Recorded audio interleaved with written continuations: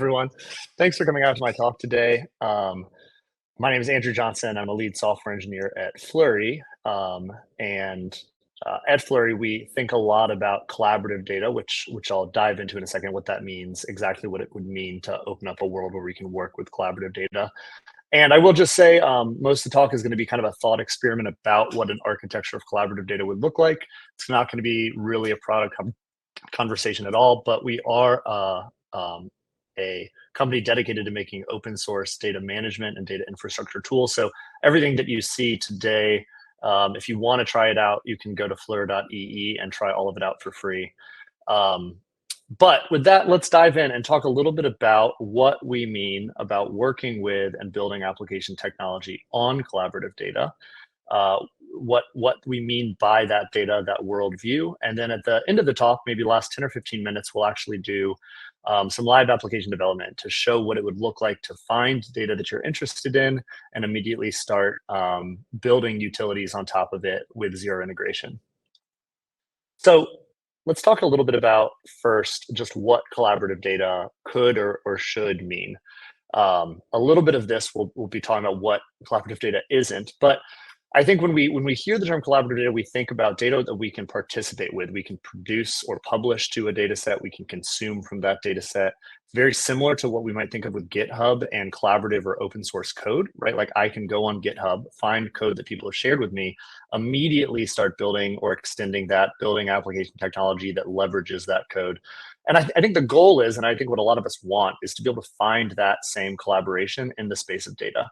There's really incredible tools out there, of course, data.world and Kaggle, that allow us to find open source or public data sets.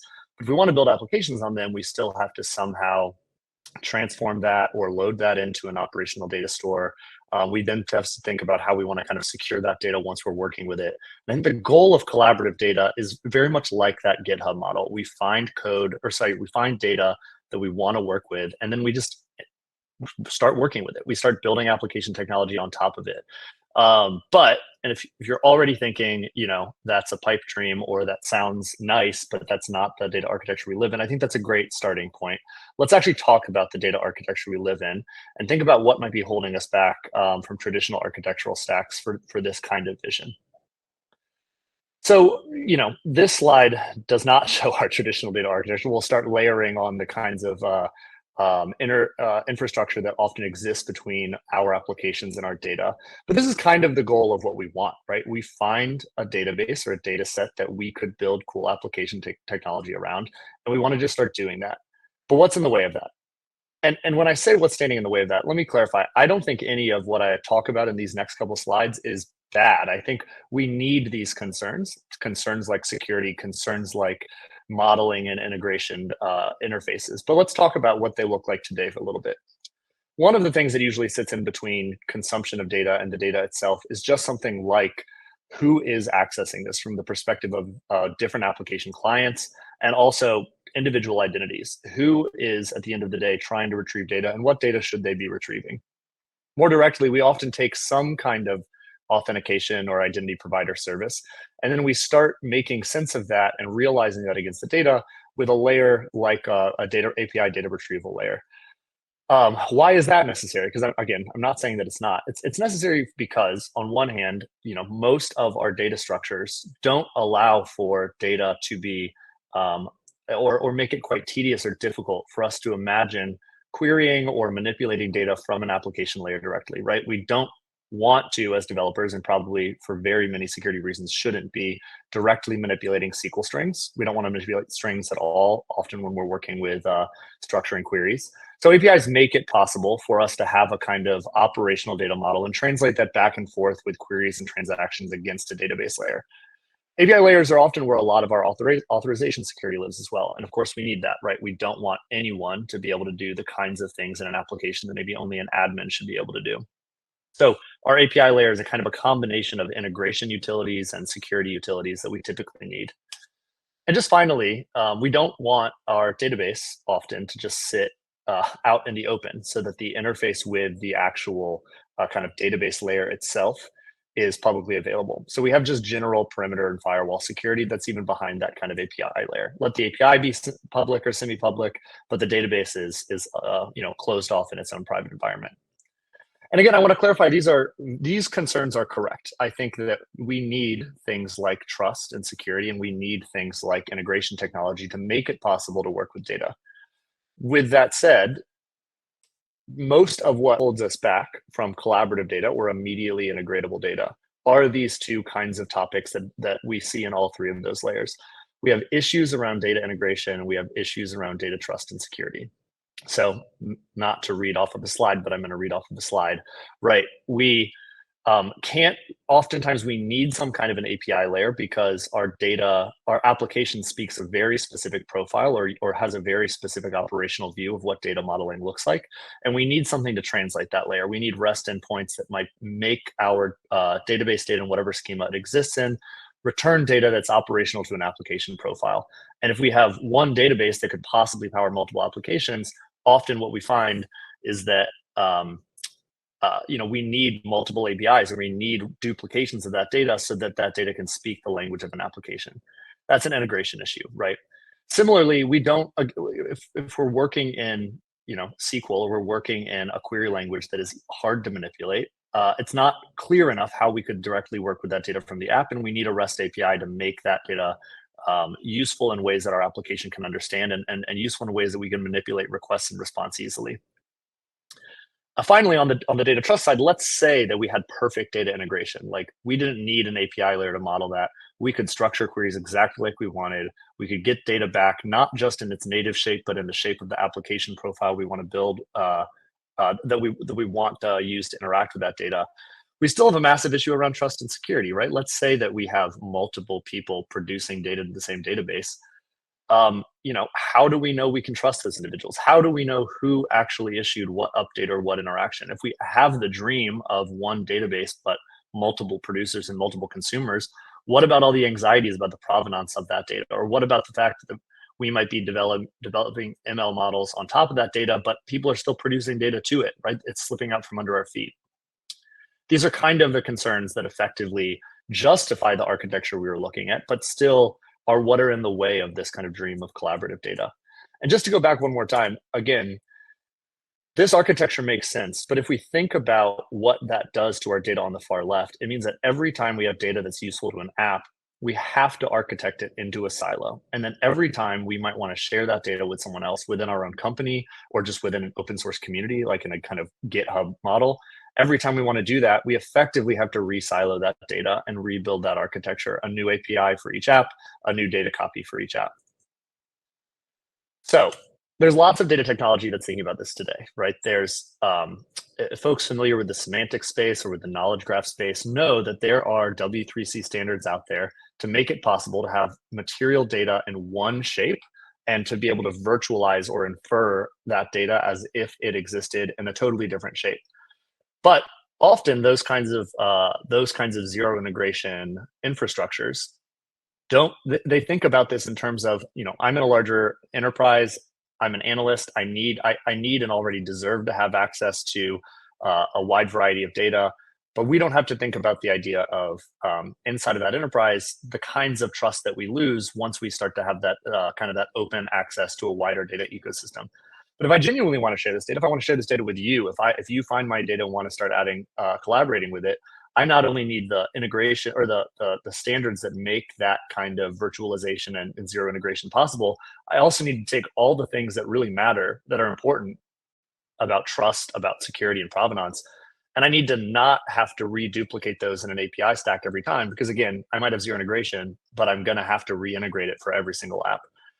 So on the other side of this, data technology that does think about moving some of those concerns into the data itself, that's great, but we need that with this zero integration combination. So collaborative data is something like this target in the top right, where we have data that can function across vocabularies, that can be directly integrated without an API layer in front of that database, but also where we actually open up the possibility of a kind of multi-producer, multi-consumer relationship, because we've taken the kinds of trust and security we need and put them directly in the data itself. We only really can share and collaborate around data when data can defend itself. Is kind of the thesis I'm going here with what would open up the door to truly collaborative data. So what would that look like, right? Let's look at integration and trust again, but think of a scenario where we had native integration and native trust. And let's then talk about what that would open up. So native integration, instead of having to rely on layers in between, siloing or isolating layers in between our data and our application, if we had the semantic standards that would allow us to materialize data once, but virtualize it or represent it or interact with it as if it could exist in multiple vocabularies and application profiles at once, we never need an API to kind of specifically model data in a really application-centric way. If the kinds of ways we queried for data and the responses we got were already object modeled, then we also wouldn't need the API to kind of translate REST endpoints into SQL queries and then resolve those responses through an ORM system. On the flip side of that, if we had that and we also had the ability for data to defend itself, if we took the concerns of the API layer and the perimeter and we moved them into the data, then we actually could take our database and put it into a public space, encourage people. Not only do we not want a perimeter to silo that off, we actually would want that perimeterless as much as possible, right? We would want to invite collaboration under those circumstances where collaboration is permissioned and appropriate. And we would also want guarantees that if I found a data set I wanted to, again, train a model on it, knew that that data was going to keep changing, but I wanted to be able to reproduce the same data state, evaluate bias, et cetera. We'd want things like lock-ins on immutability, or we'd want things like native audit trails of, hey, this data's changed since I last looked at it, who did what and when, and what were the permissions involved with allowing them to do that. So this is kind of the picture of a natively or immediately collaborative data space. And I think this paints the picture of what it would look like to have a kind of, a world of open source collaboration around data. I have a database I've constructed. I've populated that with significant data. I want that data to get enriched by people who have other analytics. I want that data to get enriched by other applications. I want other applications just from a purely, either because it's important in my enterprise or from an open source ethics perspective. I want that data to be immediately accessible to other folks. And as we do that, what we start to see is, again, we don't need the perimeter. We don't even want it. We don't need the API either for modeling the data, handling data requests or modeling responses, nor do we need it from an authorization perspective. And we don't, I'm going to hand wave at this a small bit because we could have a full conference on decentralized identity or kind of self-sovereign identity or, the good and the bad of Web3, wallet managed identity. But if we were able to identify folks in a variety of ways, maybe it's in, individually issued API keys, maybe it's down to the level of cryptographic key management. But if we could identify folks without that API layer or an IDP, or if we treated IDP systems as just their own collaborators to a database, we wouldn't even need this kind of session management as well. And so what we end up then having is not just this pure picture of immediate interaction between one app and one database, but really like a single database could power multiple applications. Applications could consume data from multiple databases at once. And with that, let's actually look into what this could look like and test this out a bit. So I have a QR code you can scan. I will say if you scan this, it's going to take you to the same GitHub link that you see here on the page. And at the bottom of that I'm going to come right back to this, but at the bottom of that GitHub link, there's a StackBlitz link that I'm going to encourage you to use just to immediately jump into the code in the application. Use the QR code if you want. I don't know that StackBlitz will work on your phone, so I do encourage you to go to this link. Again, it's just github.com/flurry/devweek2024. I will actually drop this into the chat. I did not think of doing that until this moment, but sounds like a great idea to me. Okay, there we go if you want to use it. And I do encourage you to look at this. I'll pull this code. I'm going to be pulling this StackBlitz link up on my machine, but I will actually, there's a kind of form that you won't be able to use yet for reasons I'll get to in one sec. There's a form here that I encourage you to use so we can actually do a little bit of kind of live data collaboration where we're all running this application and all able to participate with this data. A few things as I jump in. So this is the app. I really quickly just want to note the reason I'm using StackBlitz, not only is it a great technology and you should check them out, but the idea of StackBlitz is you can just kind of run an app in your browser, bundle all the dependencies in a web container. But I'm using it because I want to point out that we are just here using an application and communicating directly with a database instance. In this case, I'm using, at Flurry, we have a free cloud-hosted database software that if you go to flurry.ee, you can use for free. The value of, again, of this is not just that you can start having a kind of free cloud database, but you can also invite collaboration around it. You can find other folks' databases and they can invite you to collaborate. You can have varying levels of permissions. Maybe you can just read it. Maybe that's it, which is in fact what we have right here. And I'll talk about that in a sec. But it also does allow for you to really start to invite folks to contribute or expand your data in really significant ways. But in this case, and we can show this off, I am just writing queries here. And this is, if you're familiar with any kind of query language that uses like where select, like in SQL, this is just a JSON shape of effectively a where select statement. And I'm just sending this exact query with no manipulation to no API layer directly to the database and getting results back. Now, for the purposes of simplicity, I'm just here using an API key to identify this app. It's an API key that I invited, that I created for this particular application to be used with Developer Week. Oops, back to my app. And this particular API key is associated with a policy that just has read-only privileges. So our very basic app that's showing off entities with a kind of role or a type or a class here, and then maybe what state they hail from. If I try to go in here and add an entity, we'll just see, just to prove it out, I'm going to get a little error message that I built in, but basically the attempt at a transaction here failed. So a few things I want to jump in. I want to jump into the policy really fast and show off how we can just manage that policy as data, how we can update those permissions in really powerful ways without actually having to do any kind of IDP management or Active Directory management for identities. And I also want to just show, just to prove the point, this will actually make my table look pretty bogus, but I can just show that I can update these queries. I can update these queries in real time. I'm going to get, oh, buddy. Okay, let me refresh. We might have to let the web container load one more time. So give me just one sec. Looks like my web worker for Stack Blitz went stale. There we go. So I can update that query to look for anything that has any entity that has any type. And we'll actually see that I'm getting a lot more data here than I really want. But I just want to show that the manipulation of the query directly through the application is part of the goal here, right? Like we don't want to have to extend our REST API to get new data concerns into the front end. Not dissimilar if you're familiar with GraphQL, for what the idea of GraphQL is. But in this case, we don't even need a GraphQL server. We're just directly communicating data concerns to the database itself. Now, let's start making this interesting. Let's start letting you all add entities here. I'm going to go over here, and I do have a notebook, which is really just a kind of like combination README and set of queries or transactions I can provide. I've already used the notebook to seed this set of data, but I just want to show really quickly that the goal here is to keep all kind of access policy in the data itself. And if I issue a query for just what access policy I have, here's the exact policy that's actually affecting this API key right now. We see it's a policy that allows read control to all nodes. See, it's targeting all nodes. And right now it just has the ability to view that data.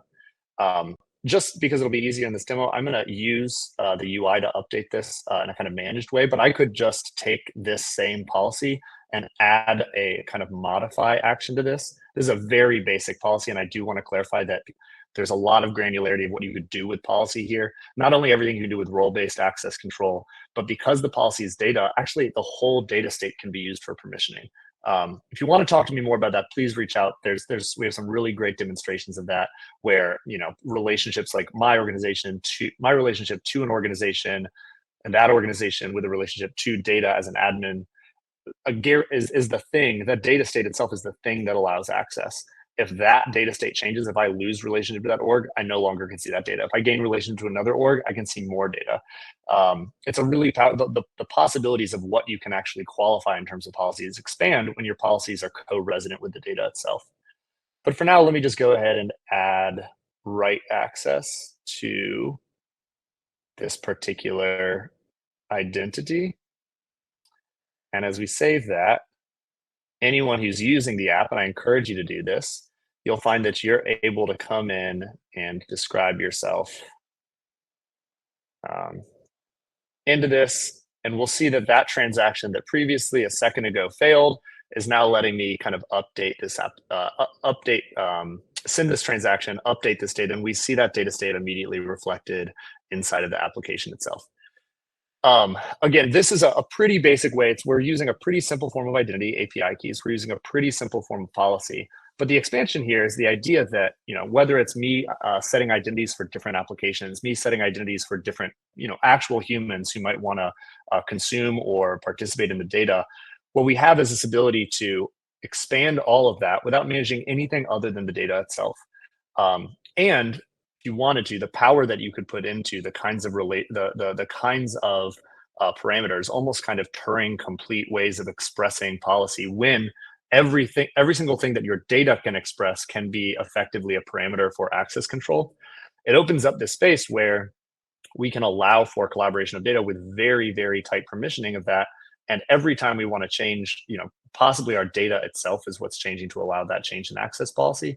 But we also have a kind of history of and transparency of the policy applied to identities just in the data itself. It means that our full architecture stack is the data itself, the data layer, and the applications built on top of it. I'm running out of time here, so I want to show just kind of one thing off. And let's talk about, this dream of zero integration, right, is not just that it's easy for one app to talk to one set of data, but it's also easy for other apps that speak different application profiles, that have different views, maybe of the same data concepts, but different ways of understanding those concepts in terms of their vocabulary. The goal is for them to be able to participate with that data as well. But how do we do that, right? Like, I materialize the data in a very specific way. It has, as if we go back to my notebook here, this data has a sense of kind of class or type, and we've put in very specific types of, everything in that form. We saw DevOps engineer, full stack developer, et cetera. Let's imagine I have another application that maybe has the same concern. It's like a human resources app, but it doesn't have this level of specificity in how it models ideas of technologist roles. It might just have the idea of a technologist. Maybe it has an idea of full stack developer, but full stack developer covers like a lot of concepts in my vocabulary. So if we want zero integration with this other app, we have this scenario where in a normal architecture, I'd have to kind of batch ETL the data out of we need some transformer, right? We need some way of taking all of my data, rematerializing it into the shape that the other application understands, and then using this like copy of the data in a slightly different vocabulary in order to work with it. The idea of semantic standards, if you're familiar with them, the web ontology language OWL or RDF schema, et cetera, these are all W3C standards. What it makes possible is when the vocabulary is expressible as data itself, instead of just having relationships between my entities, I can have relationships between my vocabulary. So if we're talking about a platform that understood the same general concepts, but maybe had instead of these very granular titles, had much more generic ones. Instead of having to rematerialize the data, let's just tell the data, hey, at the vocabulary level, hey, your idea of a full stack engineer is a subclass of another concept called a software developer. Let's establish relationships that produce equivalence at the vocabulary level, but leave the entities in their original material form. So this next transaction I'm just going to send through does just that. Oh, golly. The next transaction I'm going to send through does just that. We take some concepts like technologist that were never a part of our actual form, right? We did not have an idea of a technologist anywhere in here. We take several of those concepts and introduce them. But then in our other classes or our other types that we used, we start relating these to our new concepts. We say, hey, we had a full stack developer, and let's just clarify to the data that that's a subclass of software developer. This is a really simple kind of parent-child or inheritance kind of relationship we're setting up. But the actual inference rules you can make can be quite thorough. It could have one application that understands first name, last name, and another application that understands full name. And we could express using these standards effectively the ways to infer one vocabulary's meaning from another material existing set of data that already exists. And if we go ahead and add this, one thing that I just want to show off, and I'll just show it off with the technologist, is that although the material data that we have never introduced a type of technologist, we always introduced these other specific types. If I came in and now update my query to look for any entity with a type of technologist and refresh this, Oh gosh, I'll do it. You know what? I'll let that refresh for 1 second, then I'll do it over here. Let's go ahead and just issue the query over here. If I go ahead and here we go, issue for this type of technologist, and issue that query, we see that we get back a bunch of entities that aren't in fact a type of technologist, but are able to respond to an understanding of data that an understanding of a query, understanding of data that has this, where the relationships exist between my vocabulary and the other material vocabulary that our data existed in. I'm a bit out of time in part because of some of our little stack blitz. Oh, here we go. Now we're looking for technologists. We can see a lot of you added some data in here of other types. All of those types are coming back now as technologists, even though, again, materially, we never had that data to begin with. There's a lot more you can do with these semantics, including framing the responses, right? Like if I actually wanted to find data from these types, but represent them as the vocabulary, right? I could kind of frame my responses so that they also match the application profile I'm looking for.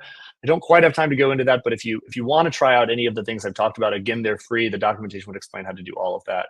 And just to really quickly come back to, what the promise is here, what we're looking for.